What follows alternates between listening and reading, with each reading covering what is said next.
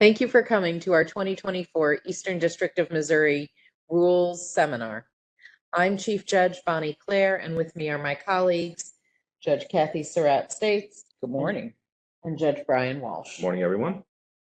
We really appreciate this opportunity to communicate with you about upcoming changes to the federal rules of bankruptcy procedure, the local rules of bankruptcy procedure, and various forms, as well as to have our special guests today, the Chapter 13 trustee, Paul Randolph from the United States Trustee's Office, and Joshua Jones and Shane Blank from the U.S. Attorney's Office, to update you on important changes that have occurred so far this year and that will be implemented either later this year or in calendar 2025. We do this webinar to inform the bar, their staff, and other constituents of the bankruptcy community. We welcome your questions as they arise today. Please feel free to put them in the chat as they arise, and we will answer them during the webinar as they come up or at the end, depending upon the subject. We have left time at the end of the seminar specifically to answer those questions. All right, I'm up first on the federal rules, and I'm going to talk about restyling. So what is going on here is this is our part of a lengthy process that the rule makers have gone through to revise all of the various federal rules. Goes all the way back to the appellate rules were revised in 1998. 26 years later, they finally got around to the bankruptcy rules. And the goal is to make the rules clearer and easier to understand, but not make any substantive changes. So some of the guiding principles that the Rules Committee has used is we should have shorter sentences. We should have more headings, more subheadings, more guideposts to what you're looking for in the rules. We should have more lists with numbers and letters and bullets breaking out what the components of the rules are. We should generally use the present tense, generally use the active voice, not always, but most of the time. And you'll see a lot of rules that used to say shall that instead say must or some other variation that makes it more clear whether we're talking about something that's mandatory or just some guidance. There are a few rules that Congress enacted directly in legislation that weren't drafted by the Rules Committee, and so the Rules Committee concluded that it does not have the authority to redraft those. Only Congress could do that. So they remain exactly as Congress specified. And the most important one of those is Rule 7004H, which governs service on an insured depository institution. We have some examples to put on the screen just so you can see what this looks like visually. The old Rule 4001 is on the screen now. You can see long paragraphs, long blocks of text, and we have, and we can show you what the revised Rule 4001 looks like. You can see much more broken out. You see the bullets here. It's much easier to find what you're looking for when you're going through the rules. And this, except for the few that I mentioned that Congress enacted, this applies to all of the federal rules of bankruptcy procedure. So they will all look different beginning December 1st. Now, I mentioned that the goal is not to make substantive changes to the rules. And so that raises what I think is an interesting question. The drafters said, we're not intending to change the substance. So does that mean that a lawyer cannot argue that an amendment actually had a substantive effect? And you know, in my view, if you comply with Rule 9011 and make an argument in good faith, I think you can try it. You can say, and in particular, I think you could try to say that the new language in the rules shows that we here in the Eastern District, or maybe in the 8th Circuit, have interpreted the rule wrongly in the past, and it should have a different interpretation. So I'm not encouraging anyone to do that, but I think that if you comply with Rule 9011, that is an argument that's available to you. But the goal was not to make substantive changes. So that's the rule restyling project. You'll see everything will look different if you pull up the rules on December 1st, and they will govern going forward. I'm up next with Federal Rule of Bankruptcy Procedure 1007. Rule 1007 is a long statute, and it deals with a variety of papers that have to be filed and submitted to the court in the case. The change this year deals with the rule relating to what we call the Personal Financial Management course. And as you know, 11 U.S.C. Section 727A11, 1328 G1, and 1141 D3 capital C. Prohibit the granting of a discharge if the debtor hasn't completed a personal financial management course as defined in 11 U.S.C. Section 111. Federal Rule of Bankruptcy Procedure 1007B7 up till now has implemented this by requiring the debtor to file a, quote, statement, end quote, of completion of the course. And there are really no exceptions to this requirement other than to the extent that a debtor may fall under Section 109H4 with regard to exemption from credit counseling as a result of something such as a disability. This year's amendment has changed that. First of all, amended Rule 1007B7 now exempts debtors who have issues with incapacity and disability from the requirement to complete the course. How this will work out in practice will be that the debtor will need to seek a waiver for those purposes. Also, now the debtor must file what will be called a certificate of course completion, no longer a statement, in the event that the provider does not file that certificate. So what will be required is not a form that the debtor can fill out, but the actual certificate from the provider. New Rule 1007C4 reflects this change, and coordinating rules 4001, 5009, and 9006 have conforming amendments to address this issue. Practice point, you may already know this, but the earlier the debtor takes the course, the better. It is always disappointing to all of us when a debtor goes through all the work to complete their case and does not get a discharge because the certificate has not been filed. Next up, we have Judge Surratt States, who's going to address some issues related to discharge. All right, thank you, Judge Claire. So the rules that I'm going to talk about first are 4004 and 5009. They go along in conjunction with what Judge Claire just talked about, is the change of taking out the requirement for a statement that the debtor has completed the personal financial management course with the requirement now that the debtors are to file the actual certificate of course completion. I suspect that's probably what most people have been filing. But if you had not, for example, as Judge Claire mentioned, if the credit counseling provider didn't provide that or file that with the court, then you did have the option also to file a statement. That is no longer there. So as it deals with Rule 4004, it talks about the grant of the discharge. We will be looking for the completed course certificate that shows that the debtor has completed that course before the discharge would be entered.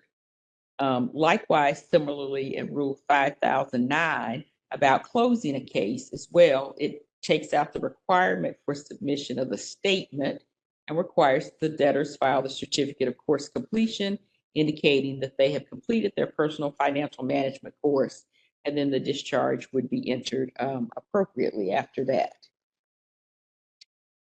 Let's see, and then I think after that, I'm going to also jump into Rule 7001. The change here was in 7001A has been amended to create an exception for certain turnover proceedings under Section 542A of the Bankruptcy Code.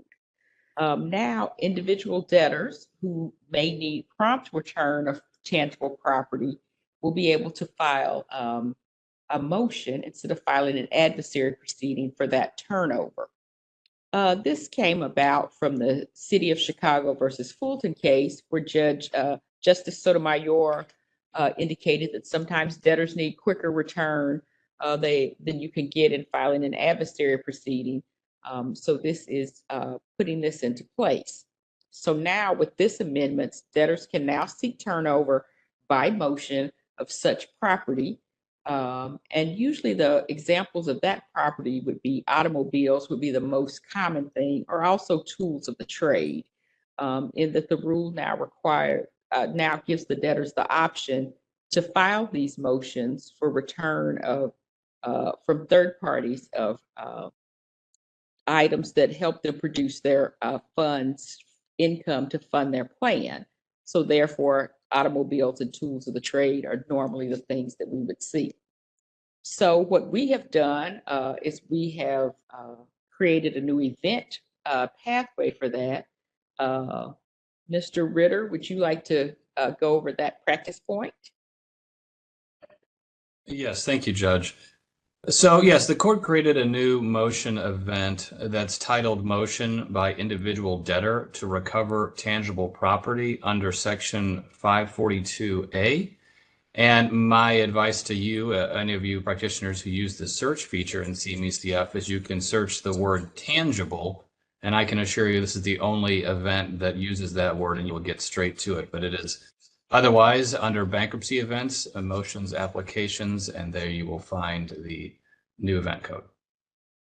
Thank you. All right, I think I'm up next with new rule 8023.1. As you know, the 8,000 rules govern appeals to the BAP or the district court. And this is a new rule that addresses substitution of parties either during an appeal or in between the entry of a judgment and the filing of a notice of appeal.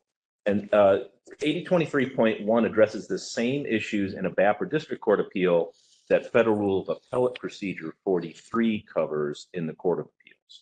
So there are three alternatives in subdivision A if a party dies. One tells you what to do if the appeal is already pending. Two applies if the party who lost in the bankruptcy court, who's going to be the appellant, dies before filing a notice of appeal.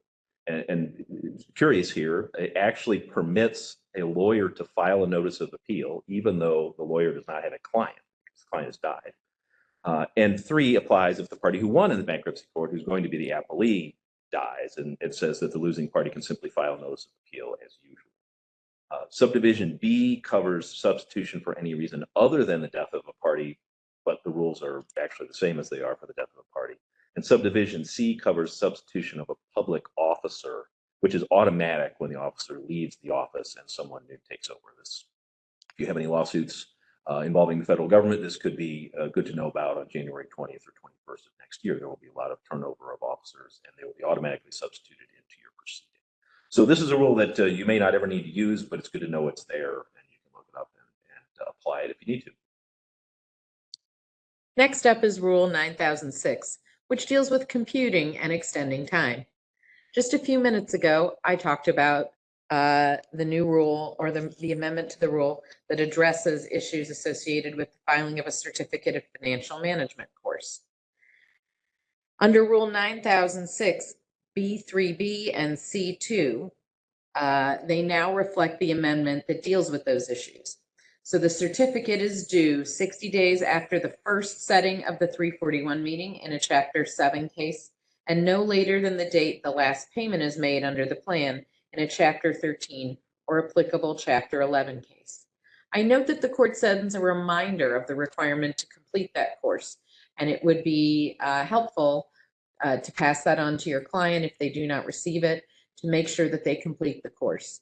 In some cases, I know some debtors' attorneys even have their clients complete the course the day of the 341 meeting, and that gets that off of the to-do list. And now we're going to have, I believe, Dana McWay telling us about some of the form changes this year. At first, I'm going to jump in, though, and talk about, while we're still talking about that certification of financial management course, official form 423 has been abrogated. Again, that's the form that was the statement that the debtor had completed the financial management course. And since we are now requiring the actual certificate of completion, there is no need for that form any further. And then Dana, I'll send it over to you to talk about some of the other changes to the forms.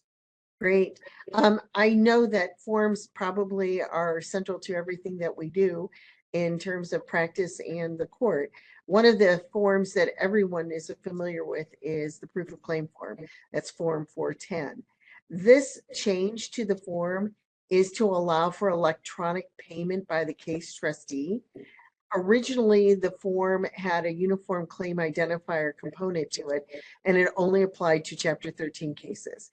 And the Rules Committee has changed this so that any case that has a proof of claim filed in it can have that uniform claim identifier added so that the recipient can have their payments made electronically. There's a couple little restyled things that also were conforming to this form that I think you'll just find that it's a numbering change. The adversary cover sheet, again, that also changed. This is one of those form over substance type changes.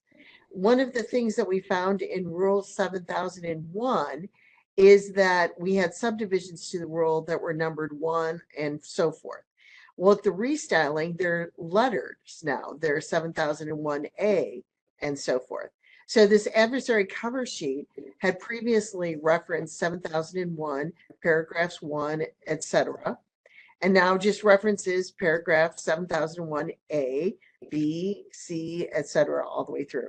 There's no substantive change. So when you're picking the nature of suit on the adversary cover sheet, you're still choosing from the same main list. It's just now referencing the stylistic change to the federal rule. Judge Surratt States had mentioned in the previous discussion about the certification about financial management course, that official form 423 being abrogated. Well, that was referenced in another form, form 2000. And so the Rules Committee has just done a little bit of cleanup to remove that from that form 2000. And that's just the list that gives all practitioners the idea. These are all the many things that need to be filed in a bankruptcy case. So it tells you what the fees are, it tells you what schedules you need to file, etc. The creditor matrix, things that you all know. This is just a cleanup. The last one has to do with bill of costs. This is the form 2630. And again, this is restyling to reflect the numbering scheme, moving to letters from numbers. And they also did a little bit of cleanup in terms of plain language to explain bill of costs. I'm not 100% sure that you can do that in the best way in plain language, but they certainly have put a good effort towards doing so that you will have a chance to look at this. This is on the second page of the bill of costs form, and you'll get a grasp of this, I think, without difficulty at all.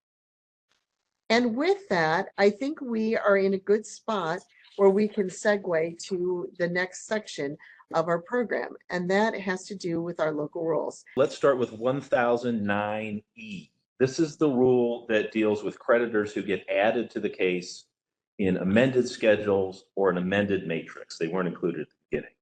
And our current rule through the rest of this month says that any newly added creditor gets 60 days to object to the discharge or the dischargeability of the debt. And that rule is partially inconsistent with federal rules 4004B and 4007C, except for one exception. The extension has to occur before the deadline has expired.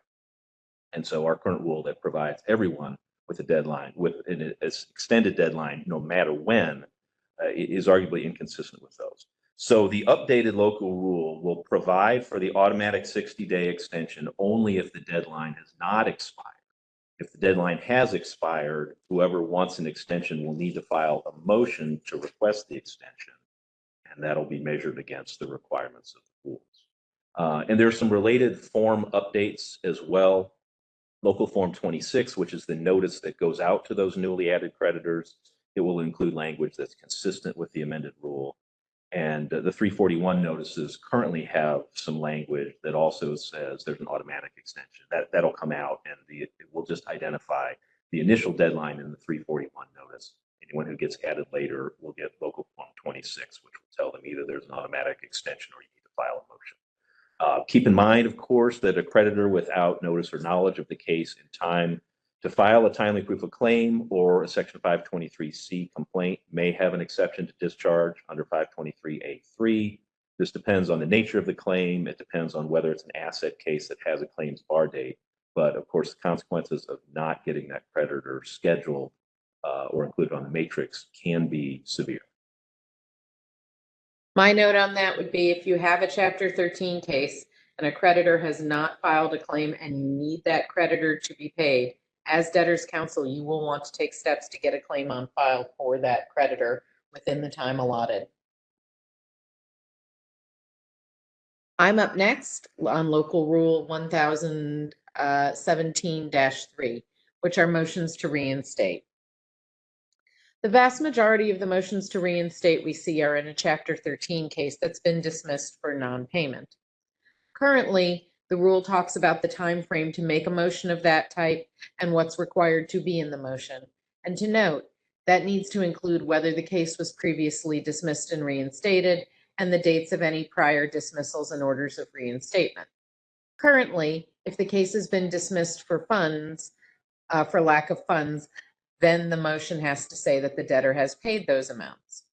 The amendment to the rule adds a requirement for some specificity on those payments. Under the new rule, the party moving for reinstatement must identify the amount paid, and note by that we mean dollar amount, not all amounts due, the date paid, and how the money was paid. So, for example, was a money order sent? Was there a payroll deduction? Was e-pay used or some other fashion?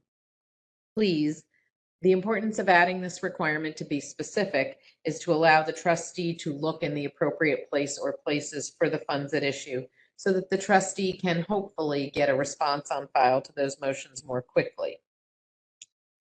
And now Judge Surratt states with a rule that will probably make her the most popular person in the district today. Thank you, Judge Claire. I'm going to talk about Local Rule 2016-3, which is employment and compensation of debtors' counsel in Chapter 13 cases.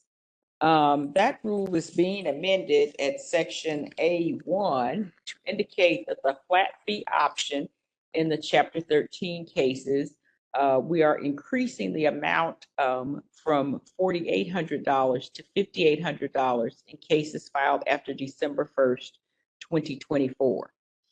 It had been a number of years since that had last been increased.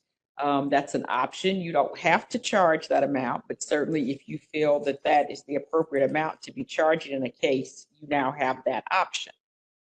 Likewise, we have gone on to amend the fee application option, which is at Section 2 of that rule, from $3,000 to $3,600 to what can be paid initially with no fee application if a debtor's counsel chooses that option. We did not increase the fees for the pre-confirmation dismissal. Certainly, we want to try to encourage people to get their cases confirmed and not be dismissed at that point, but that amount has remained the same. And I note we have not increased the amounts generally allowable for creditor motions as we did that last year in accord with amendments to the procedures manual. Thank you. All right, I think I'm up next with Rule 3015-2, and there are a couple of changes to this rule. First of all, we've eliminated the 48-month presumptive limit on the time to cure a long-tailed debt under Section 1322B5, and you'll see that on the screen in subparagraph A here. It is any length of time not to exceed the life of the plan. And we understand that this is typical in many other jurisdictions, and so this will bring our rules in line with practice in many other places. And it should provide additional flexibility to debtors who are dealing with substantial arrearages or today's higher interest rates under TIL or any other challenges they may have with those cure amounts. The second change is in subparagraph B. You can see on the screen the timing for surrender of collateral that's provided for under a plan. Instead of having that deadline be 45 days after the petition date, we've made it 21 days after confirmation of the plan. And this should allow greater flexibility. For example, if the debtor changes their mind, either way, surrender or don't surrender, in an amended plan prior to confirmation, then the debtor will be able to implement whatever that is within 21 days after the plan is confirmed. So that one's fairly straightforward. I would jump in and say on the time to cure defaults on a mortgage arrearage, while the rule does now permit the cure of those arrearages over 60 months, you may want to take some time and look at your plan and see if it benefits your client to cure those arrearages more quickly. For example, If it takes 60 months to cure a mortgage arrearage and your client suffers a loss of employment or other adverse circumstance, then hardship discharge may be off the table if arrears have to be cured. You know your clients best, but do give that some thought as you work through your processes. And now, Judge Walsh for subchapter 5. Yeah, somehow I don't have that one in my notes. Yes, so subchapter 5, 3017.2. We've got a couple of new things going on here.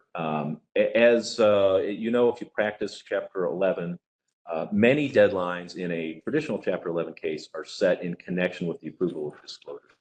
And we don't have disclosure statements in subchapter 5. So there are various deadlines that need to be set, including time to submit a ballot, time to object to confirmation, time to exercise an 1111B election, time to submit a ballot report, and those sorts of things. So to streamline that, we have created a form motion to establish confirmation procedures, and a form order establishing confirmation procedures, which you can easily create a motion based off of, and a notice to be sent out to creditors and other parties in interest so that they are aware of what those deadlines are after the court enters that order and sets those deadlines.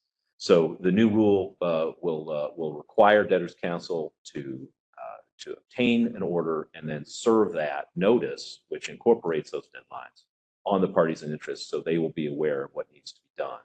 And that, again, takes the place of various deadline setting that might occur in connection with the disclosure statement in a traditional Chapter 11 case.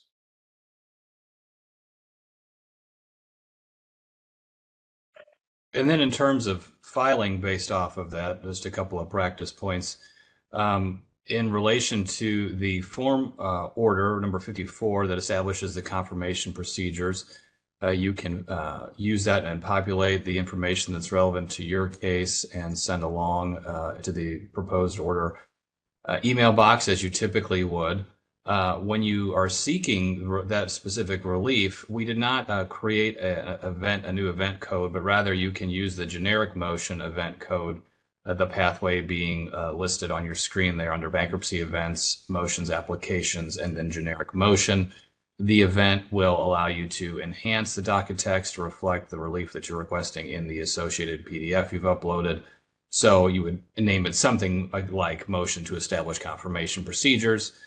And then in terms of docketing the notice of confirmation hearing and related deadlines, the local form 55 that Judge Walsh referenced, likewise, we are not creating a special event code for that.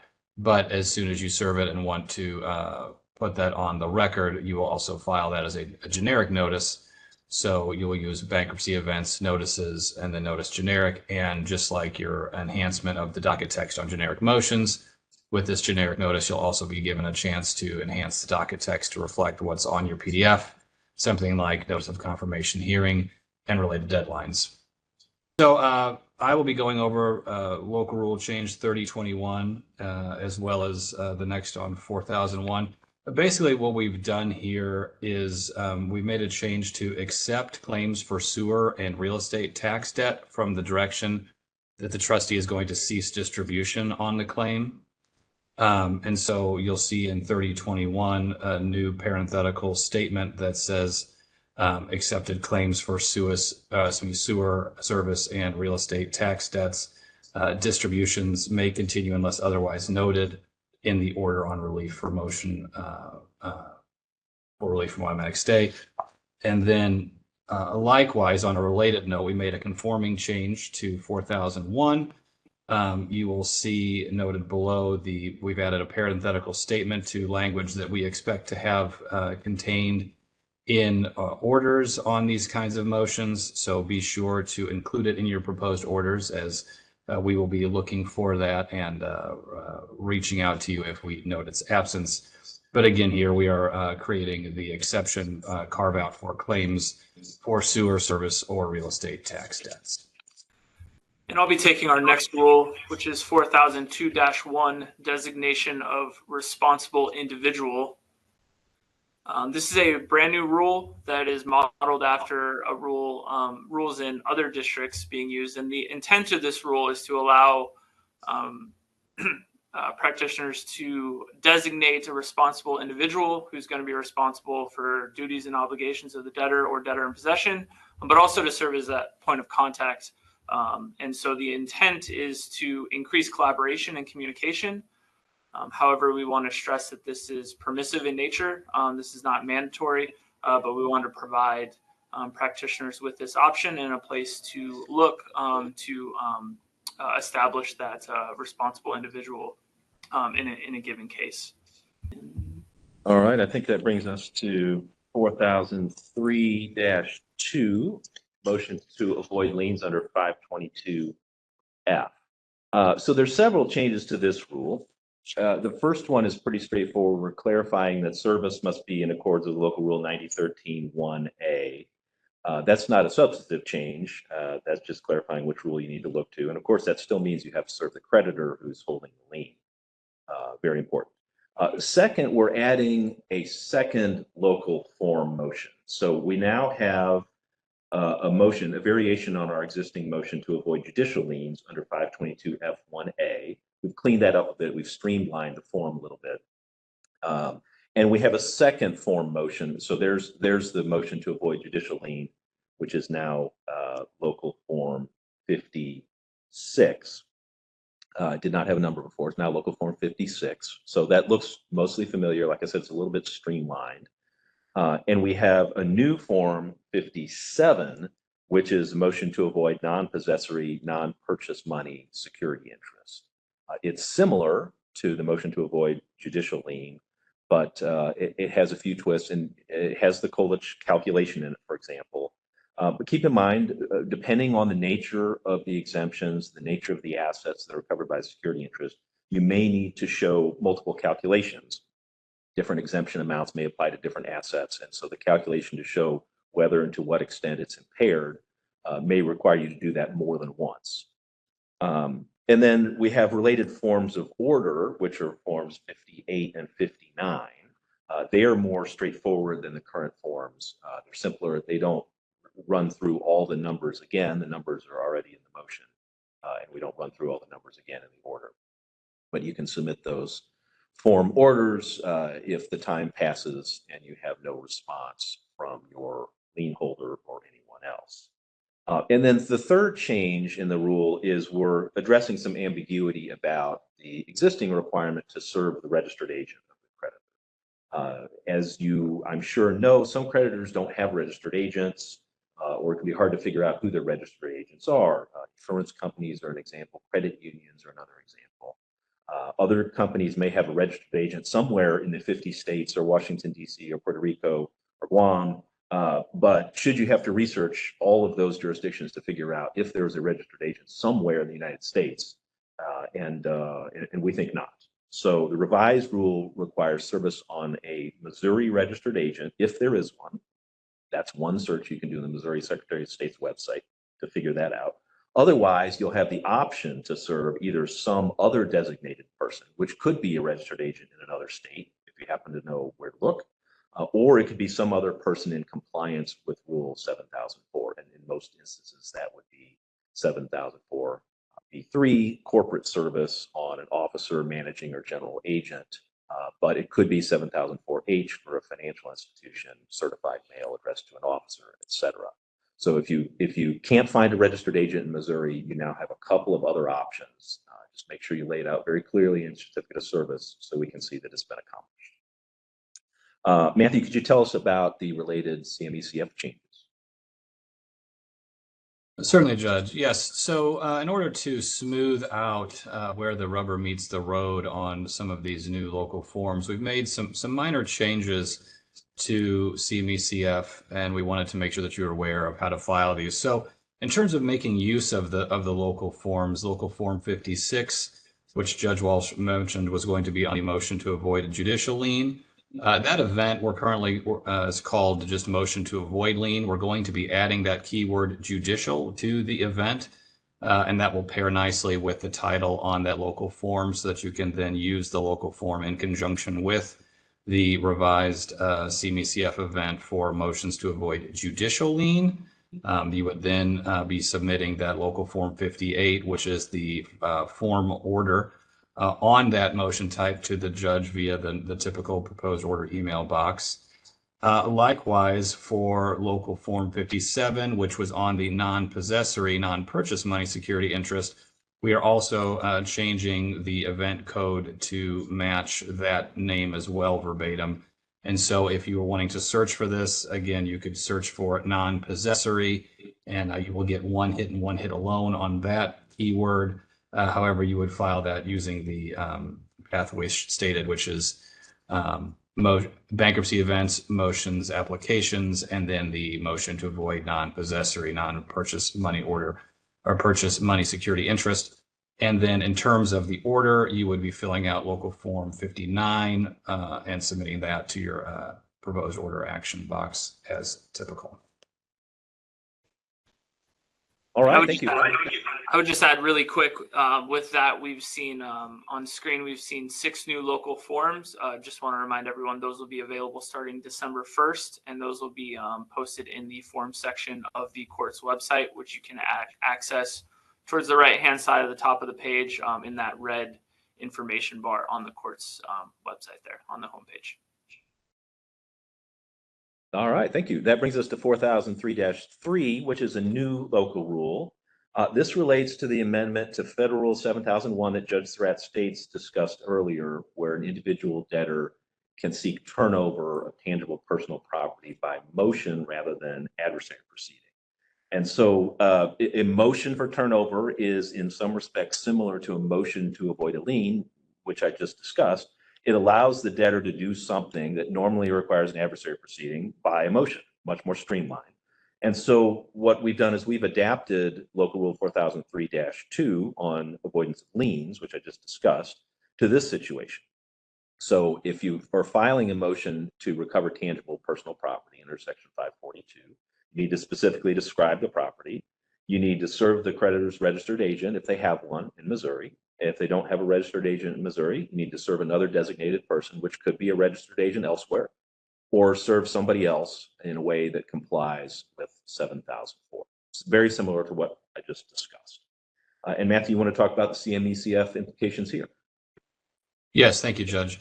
As mentioned in our federal rules portion, we did create a new event for these kinds of motions. Specifically, the pathway will be under bankruptcy events, motions, and then if you would search for the word tangible, this event is titled Motion by Individual Debtor to Recover Tangible Property under Section 542A.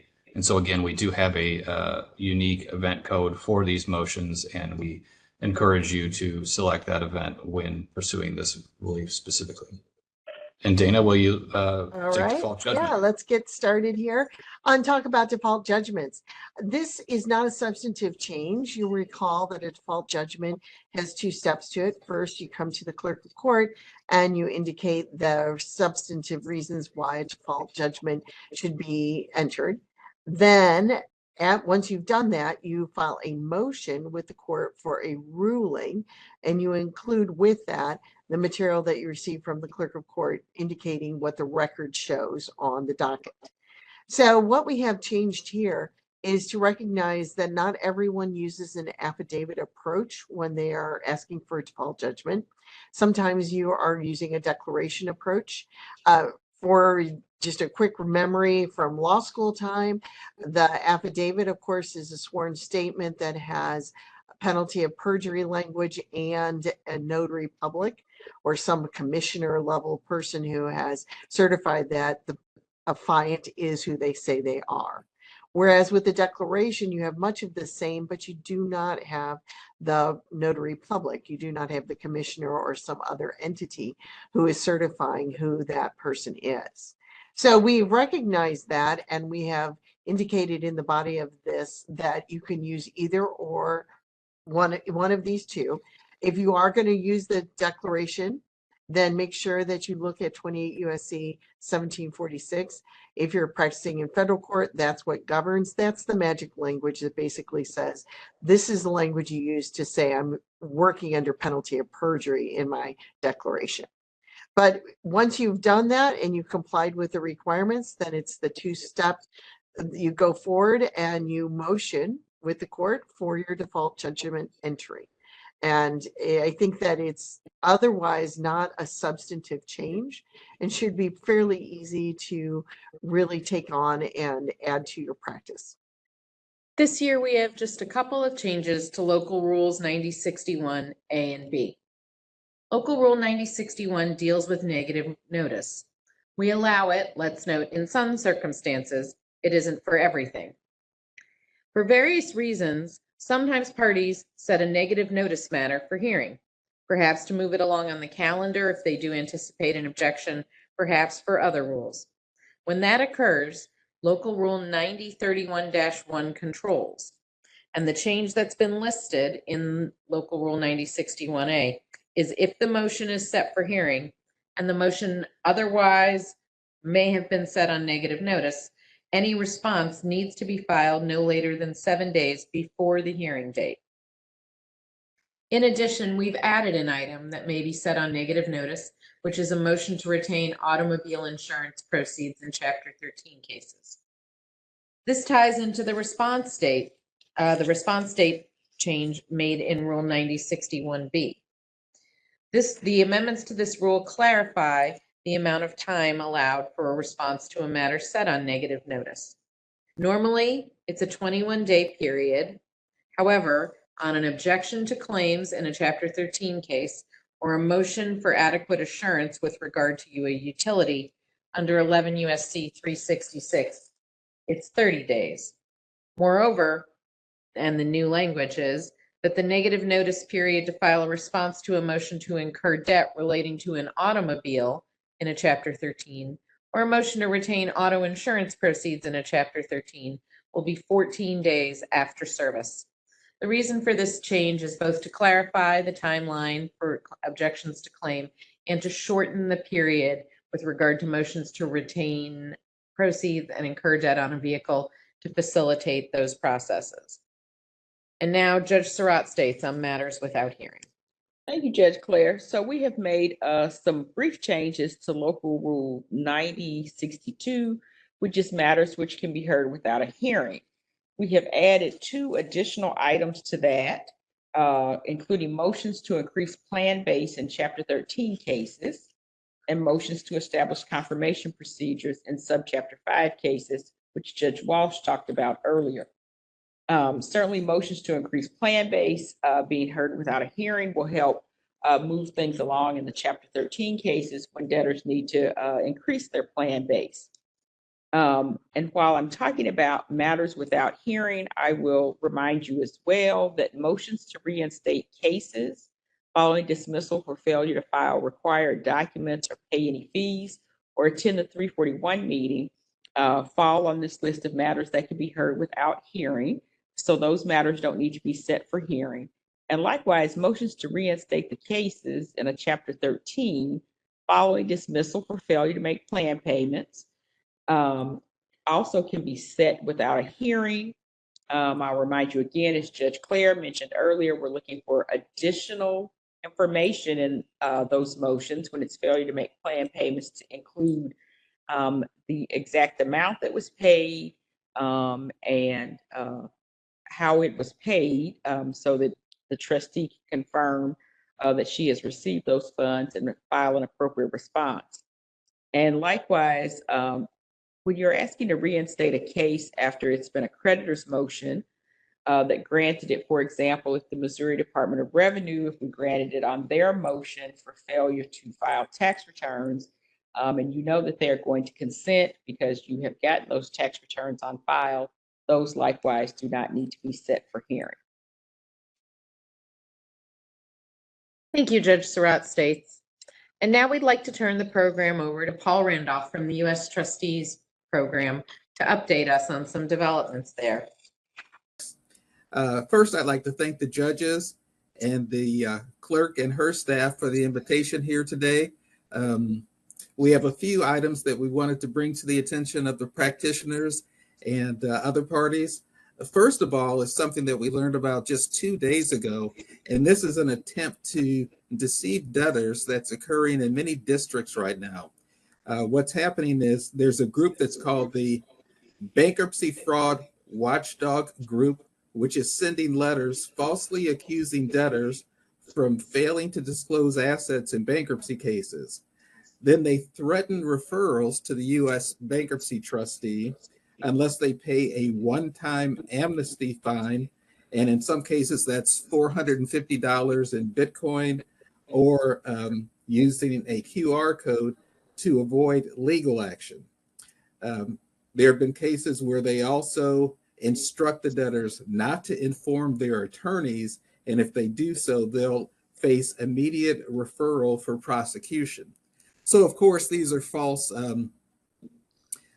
letters, false accusations in an attempt, once again, people just to take advantage of debtors and to reap money that they do not have and that they are not entitled to. So if you do run into those, please inquire with your clients whether they've received any referrals or letters of that nature. Let us know. You can contact our local U.S. trustee office, or you can contact the bankruptcy fraud hotline, which is linked on the clerk's website and also on the U.S. trustee website. Next item is the virtual 341s. We've received some feedback and we think that that's going well right now. From our plans are in 2025 to transition our Chapter 11 341s to virtual as well. One thing that we would remind people that if you have debtors who have language interpretation needs, you may want to let the trustee or our office know ahead of time. We do have an 800 number that's set up for that. And sometimes the trustee may need to take the 341s out of order or have those earlier on the docket in order to accommodate that. There are over 80 languages available for that purpose. Just some best practice tips. We also recommend that counsel test their Zoom connections ahead of the 341s. And in some cases, it may be preferable to have the debtors in your office with you.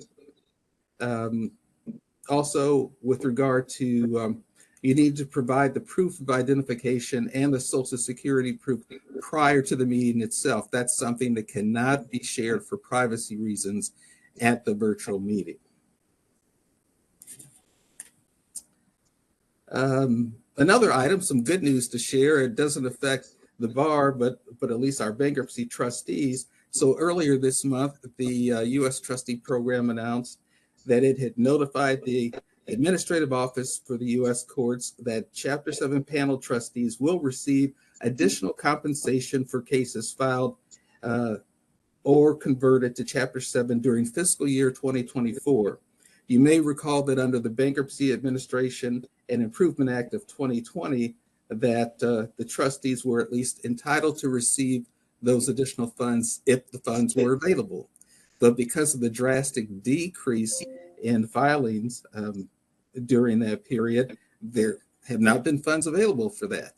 Well, the bankruptcy filings increased somewhat during fiscal year 2024, and there's approximately $19 million available to cover those increased fees for the trustees and to pay some of the costs associated that the administrative office will incur in making those distributions to trustees. So that's very good news. It's been, I think, since 1995 or so since the panel trustees have had an increase in that no asset fees, and it's very well deserved.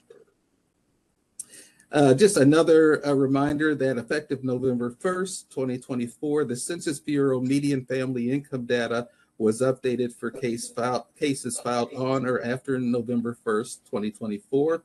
Most of your software providers will automatically have that updated, but that's just a reminder in case there is a glitch there. Another practice tip is one thing that we've been noticing is that some consumer debtors have tax returns that they provide to the bankruptcy trustees, and the tax returns, in many cases, those prepared by bankruptcy tax preparation services that are not very, I guess, versed at what they should be doing, have completed those incorrectly. Many times they'll have the debtors claim a filing status that they're actually not entitled to claim, for the purpose of increasing your refund, or for the purpose, in some cases, of increasing the refund, which leads to a loan being taken out on those tax refunds.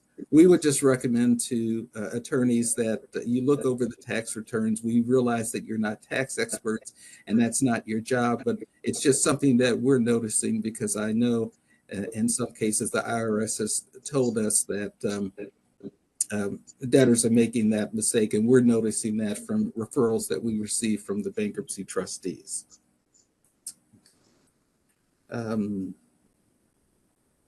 The Department of Justice, like many other federal agencies, is functioning under what's called a continuing resolution. So right now there are very few hirings that are taking place. However, one thing that we do have are internship opportunities, not only for law students, but also for paralegals and other professionals. And those are posted on the U.S. Trustees website. So that's one thing I would encourage people to look at. If you know law students, you have connections with the law schools, we definitely welcome an opportunity for that kind of outreach and to give that experience to people so that they become familiar with the legal process and with the bankruptcy process.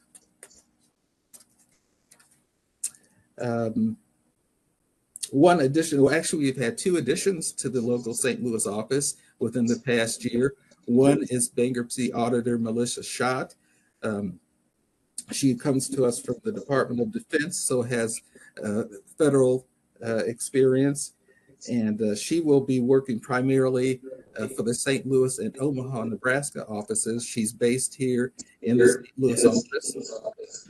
Also, another member who's new to the staff is paralegal Saranda Gillespie. So many of the Chapter 7 debtors attorneys will be receiving letters from her requesting information for 707B documentation and things of that nature.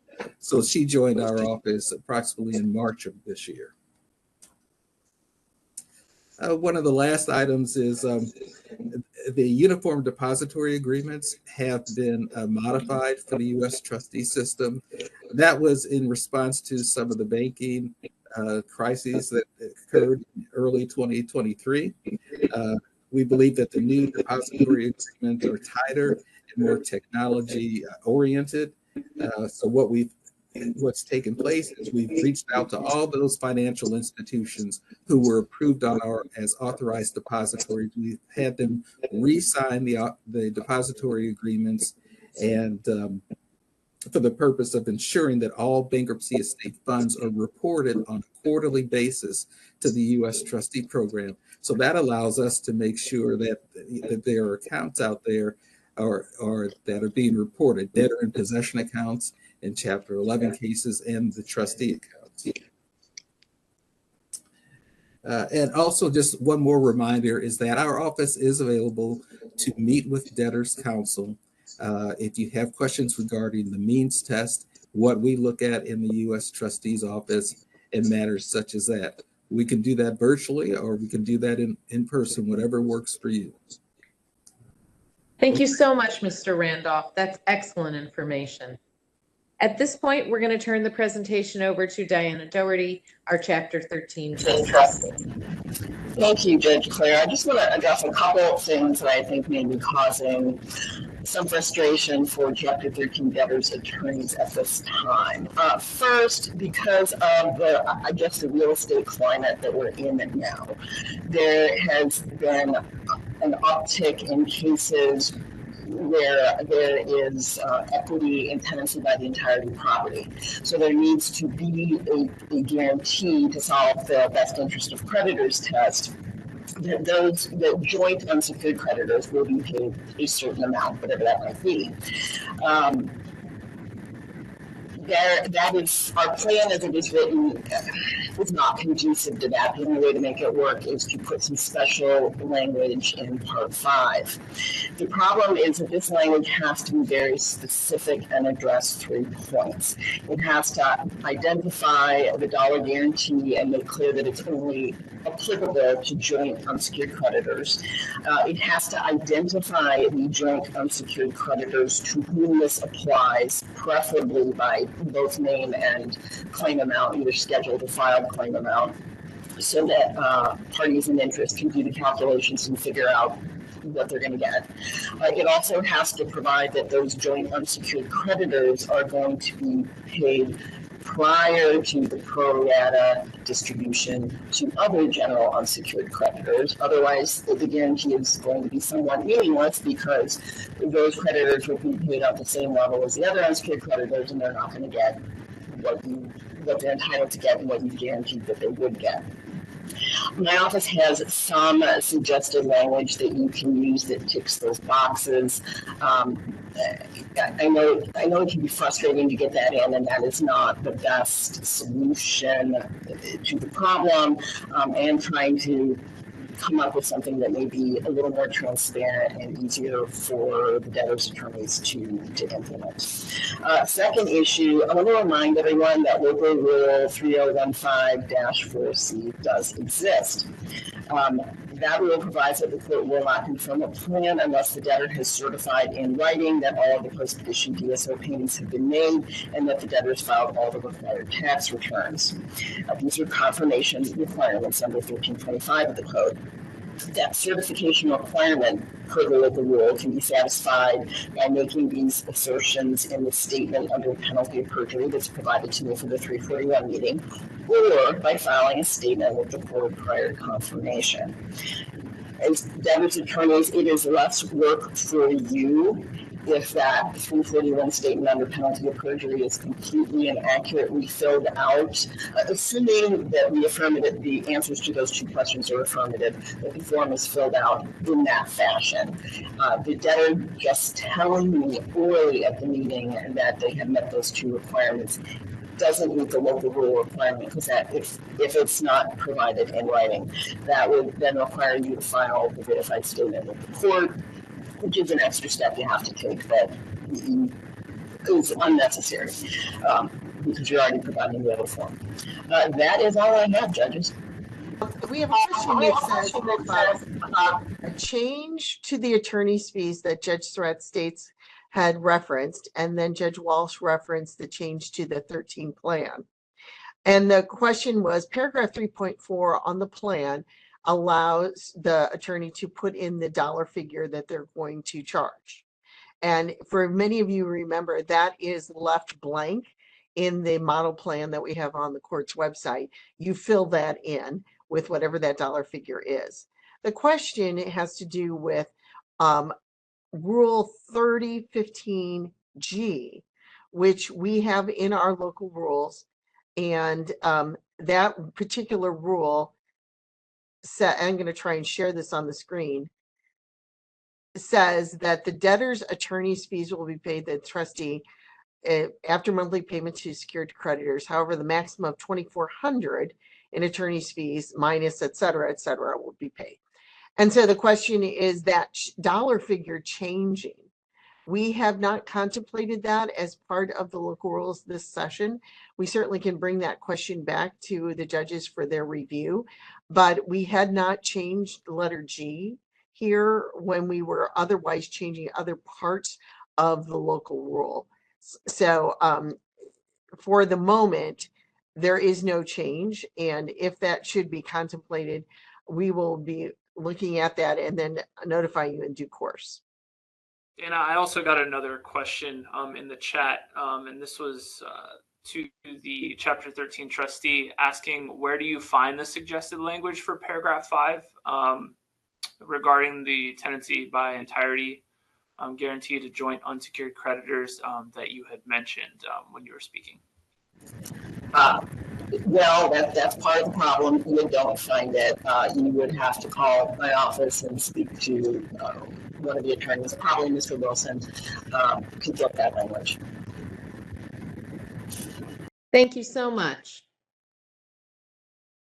And now we're going to turn the presentation over to Joshua Jones and Shane Blank from the U.S. Attorney's Office. The U.S. Attorney's Office is changing its policy towards motions to dismiss for failure to file tax returns as of January 1st, 2025. The idea being that we will no longer go through a process of several months of seeking those returns, that when we file those motions to dismiss, we intend to get the case dismissed then and there. That derives from 11 USC 1307E, which states that upon the failure of the debtor to file a tax return under section 1308, the court shall dismiss or convert the case.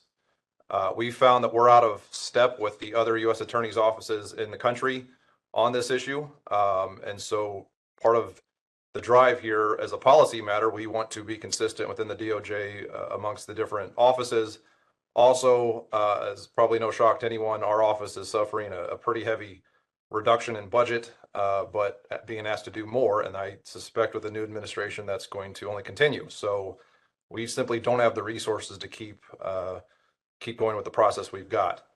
If you look at 11 USC 1308, it'll give you kind of the rundown of how, at least we view it and how it should go. And the notion being that not later than the day before the date of which the meeting of the creditors is first scheduled to be held, the debtor shall file with the appropriate tax authorities, IRS and Missouri Department of Revenue, all tax returns that are required during that 4-year period. Now there's a process under Part B where the trustee can potentially hold the creditors meeting open for 120 days. It's at her election. There's also a process under Part B2 where the court can add an extra 30 days. That's beyond us. But when you see us filing motions to dismiss, that's going to be because the creditors meeting, at least in our view, was closed. And so there is no longer discretion. The case must be dismissed. I've got a lot of case law that I can back it up with, district court opinions, Ninth Circuit BAPs, so forth. But we just want to warn everybody that come January 1st, 2025, that's going to be the change as far as we're concerned. And hopefully we can avoid as much litigation on that as possible. But I'll go from there. If anyone's got questions on that or concerns, we're happy to try to answer it. Yeah, I'm not seeing any questions in the chat just yet on any of that. Well, until that happens, I want to emphasize one more time, because this is a repeated comment that we get, which is either A, my client wasn't required to file a tax return, or B, I'm going to simply submit an affidavit to either the U.S. Attorney's Office or the IRS demonstrating that a return wasn't filed. If we are filing a motion to dismiss, it's because the W-2, 1099, and other information provided to the IRS demonstrates that your client was required to file a tax return for the period in question. I want to emphasize one more time that the IRS does not accept affidavits. We are not the Missouri Department of Revenue. The IRS does not accept an affidavit. Moreover, if the relevant W-2 and 1099 information demonstrates to the IRS that a return was required to be filed, you can fill out a form and try to argue otherwise. However, the 1099 and W-2 information is going to control. So if we are filing a motion to dismiss, it is because the information provided to the IRS demonstrates that you were required, or your client was required, to file that return. Simply responding by saying, no, they weren't, is not going to be sufficient. We have the documentation demonstrating that the income received and the other resources received that particular tax year was enough to meet the standard under federal law to necessitate a return. Also, one issue I'm thinking of right off the top of my head that might reveal itself. There's a good case on this as well, but straddling tax claims. So anything filed December 31st of a given year, things change come January 1st. It accelerates that given tax year. So if you were to file a bankruptcy petition on January 10th, that prior year's tax return, in this case, let's say it's filed on January 7th, 2025, 2024 is due then and there and immediately. There's good case law to that effect. Now, I know that can cause some logistical problems as far as, can the debtor even prepare their tax returns before, April? I think that's why Part B exists in 1308, is to hold open the creditors meeting if something like that manifests. But there's not a question, at least anywhere that I've seen in the case law, that indeed the tax return is accelerated for pre-April bankruptcy petitions for the prior year. And I could foresee that potentially causing a problem with our new position on how we're going to treat motions to dismiss. What I can advise on behalf of the judges is we've been aware, or we've become aware of the U.S. Attorney's Office's intent to change the policy. The hope is that there will be some benefit that comes out of this.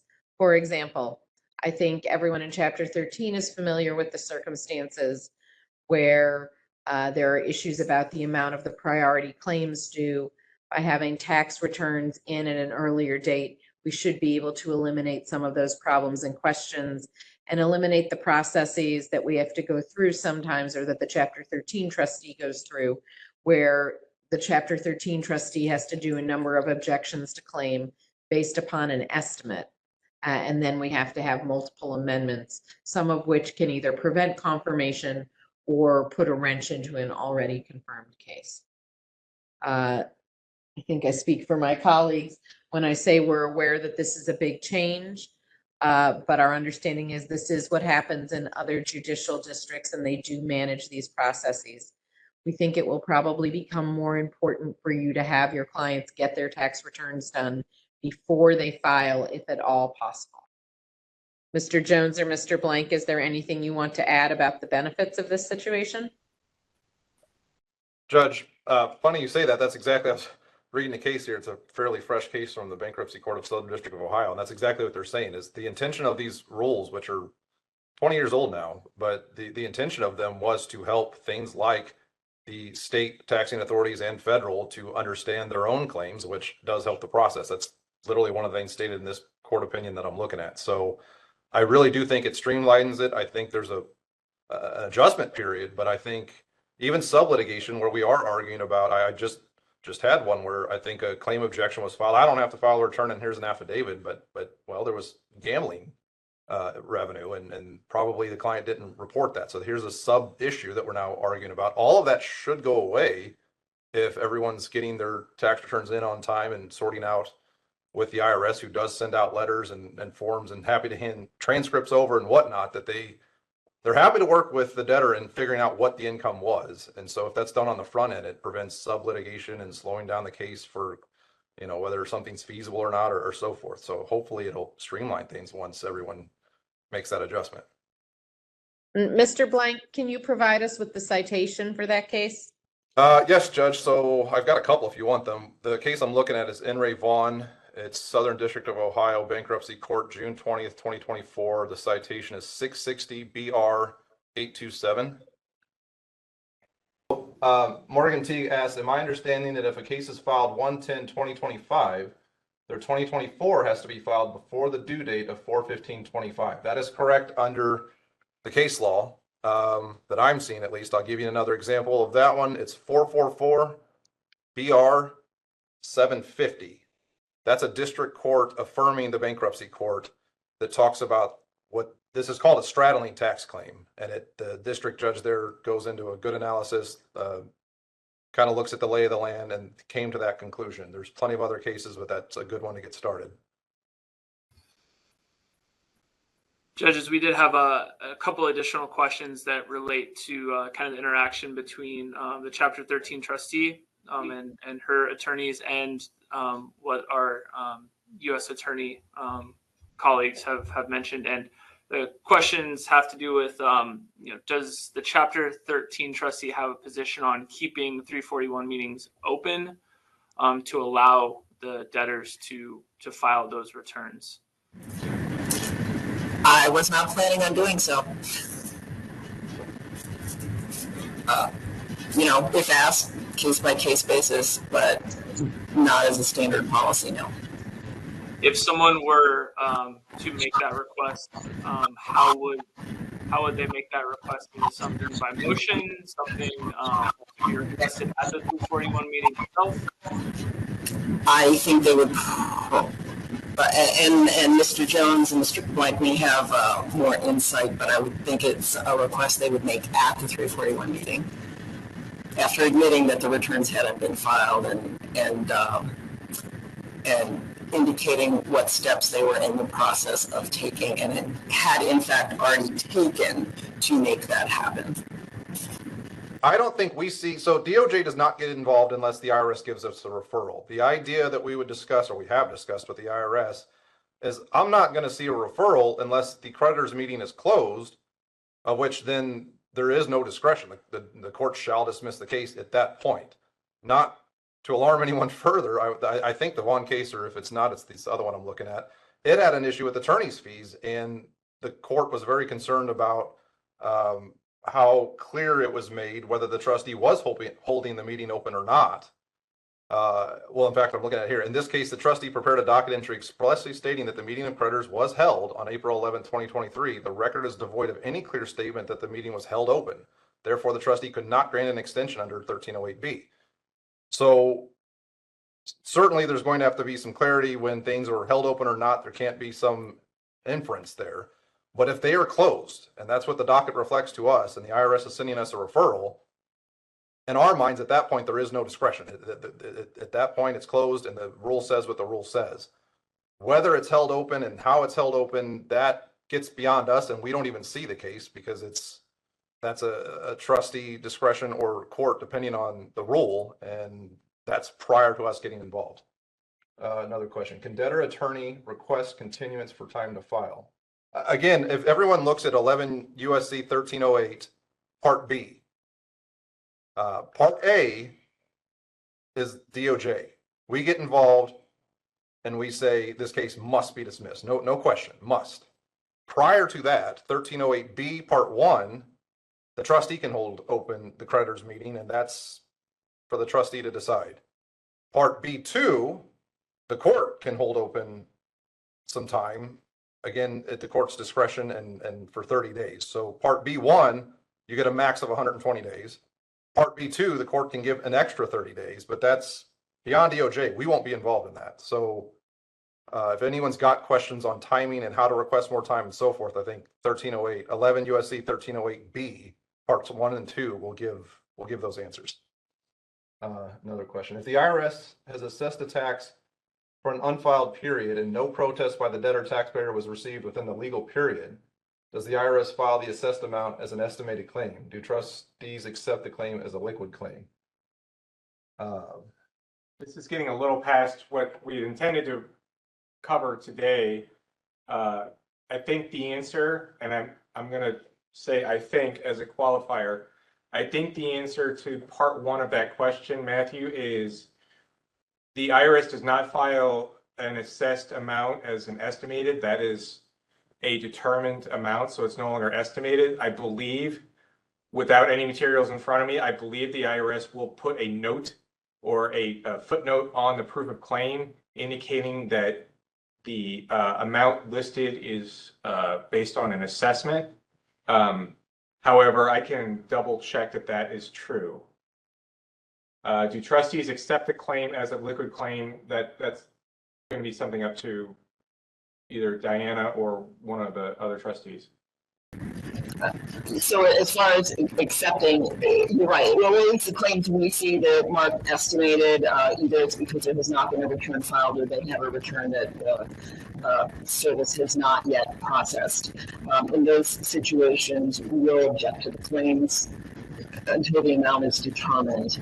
I don't know what the 7 trustees do though. If I'm understanding the question, my only thought independently of that is that's exactly the kind of evidence these district courts that I'm looking at use as evidence that the case has to be dismissed. That they ask, well, I see a proof of claim and I see that it's estimated. Why? It shouldn't be. And the reason that it is because tax returns weren't filed. And so several courts that I've looked at use that as, one of many things, but they go into the fact that it should not be estimated. Sometimes I do know if I'm understanding the question, there will be a notation at the end of the proof of claim, and it will say one of 2 things, and I don't remember the exact language, but essentially it's estimated because we don't have the returns, of which generally the trustee's office would file an objection. We don't even respond to those because the notion is, well, we can fix those proof of claims once we have the returns. That should go by the wayside with our new policy that they need to be turned in on time. There's also an issue where the bankruptcy state can block the ability for the IRS to finalize the claim. They know exactly what the amount is, but they're just stuck with the stay. And so they might say estimated, but something to the extent it's assessed, but estimated. That's not a question of amount. They know the amount. They're stuck with the stay. So if that issue comes up, I we've spoken with the trustee's office on that before. Generally, we'll respond to any objection on that because it's not anything we've done wrong. We're just stuck with a stay and we can't finalize until we can. So those issues I think are something different. It's not an issue of whether the tax return was there or not. It's simply a procedural problem. Thank you very much to everyone who's attended today. In addition, thank you to our local Rules Advisory Committee for their work this year in revising the rules. The advisory committee members serve a 3-year term, presently from 2024 through 2026. Any questions about the local Rules Advisory Committee or suggestions for rules for the court to look at or the committee to look at can be forwarded to Matt Rodman, who you've just seen here. Thank you so much for coming and attending, and we hope to see you next year. We have so much appreciation for our panelists for participating in our seminar today, for preparing for this presentation, and giving us their insights and information about what's coming in the next year. We appreciate you, and we also appreciate our tech team for making this happen online so that you can enjoy this seminar without ever having to leave your desk. Thank you so much, and I think I speak for my colleagues when I say we'll see you all in court.